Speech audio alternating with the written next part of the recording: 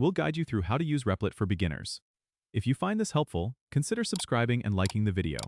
First, go to the Replit website on your desktop.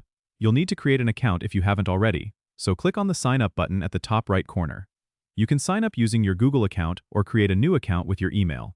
Once you're logged in, you'll find yourself on the Replit dashboard. To start a new project, click on the Create button, usually located on the left side of the screen.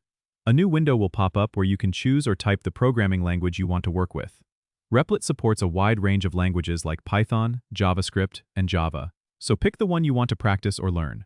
After selecting the language, click Create REPL, and you'll be taken to the coding environment. Here, you can write your code in the main editor area. The right panel is where you will see the output of your code when you run it.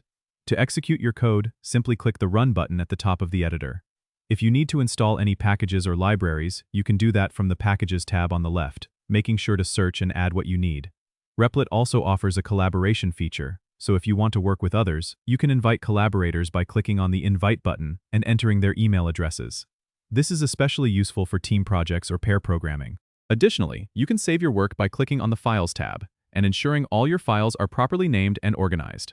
Replit automatically saves your changes, but it's always a good practice to double-check. If you want to explore more, use the Explore feature to see projects by other users, which can be a great source of inspiration. Don't forget to subscribe and comment if this helped you out.